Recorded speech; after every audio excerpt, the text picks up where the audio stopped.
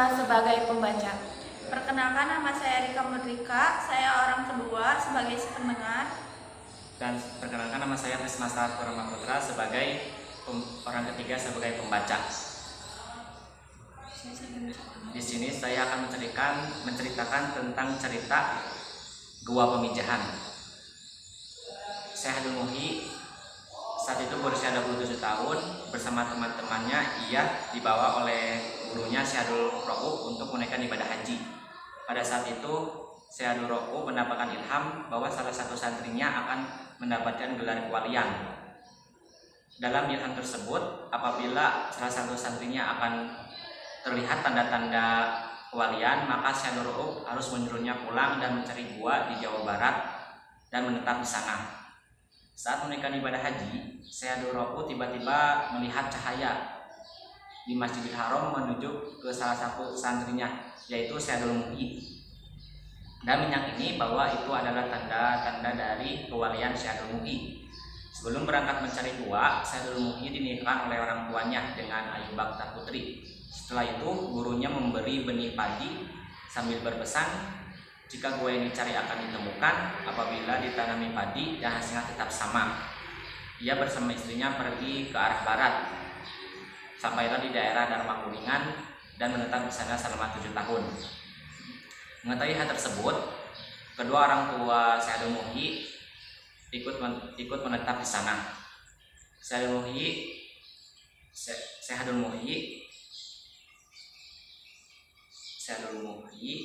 mencari gua yang dimintakan oleh gurunya dan mencoba beberapa menanam padi. Ternyata hasilnya gagal karena melimpah. Karena gua tidak ditemukan, Syahadul Muhi melanjutkan perjalanannya bersama keluarganya. Sampailah di daerah Pamumpek yang sekarang menjadi wilayah Kabupaten Garut dan menetap di sana bersama keluarganya selama 1 tahun untuk menyebarkan agama Islam. Karena waktu itu penduduk setempat masih beragama Hindu. Setahun kemudian ayahnya meninggal dan dimakamkan di Kampung Buku. Beberapa hari kemudian Syahadul Muhi melanjutkan perjalanannya dan sempat bermukim di Banyuwangi dan melanjutkan perjalanannya lagi ke Lebak Siu dan menetap di sana. Syahadul Muhi melanjutkan perjalanannya ke Kampung Sulumbu. Akhirnya beliau turun ke lembah sambil bertafakur melihat indahnya pemandangan dan mencoba menanam beberapa padi. Pada suatu hari Syahadul Muhi melihat tanaman tadinya telah menguning dan saat dipetik terpancar cahaya kewalian dari kekuasaan Allah Subhanahu wa taala. Padi yang dipanen oleh Syahadul Muhi ternyata hasilnya tidak kurang dan tidak lebih. Syahadul Muhi pun berjalan ke arah timur. Terdengarlah suara air terjun dan kicauan burung di dalam gua yang keluar dari dalam gua. Dilihat gua besar itu sama dengan yang digambarkan oleh gurunya Syahadul Ra'ub dan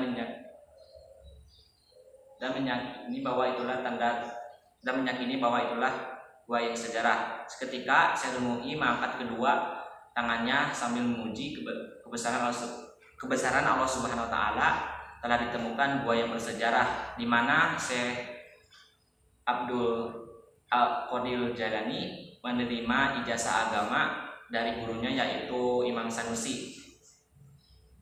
Sejak gua itu ditemukan, Syahadul Muhi dan keluarganya beserta sari-sarinya menetap di sana. Gua ini sekarang dikenal sebagai Gua Pemijahan atau Saparwadi. Gua ini pernah dijadikan tempat pertemuan para wali songo untuk menyebarkan agama Islam. Ada juga beberapa lubang yang digunakan oleh para wali songo untuk berangkat ke Mekah. Dan di dalam gua untuk beberapa lubang untuk menuju ke kota bersejarah di tanah air seperti Gunung Jatib saat menemui Syekh Syarif Hidayatullah, lubang menuju Banten saat menemui Syekh Hasanuddin, dan juga Subang menuju Surabaya saat menemui Sunan Ampel. Konon katanya ada orang pengunjung yang coba untuk masuk ke lubang menuju Mekah, namun orang itu hilang dan sampai saat ini tidak ditemukan. Tamat. Sekian dari kami. Mohon maaf bila ada kesalahan. Wassalamualaikum warahmatullahi wabarakatuh.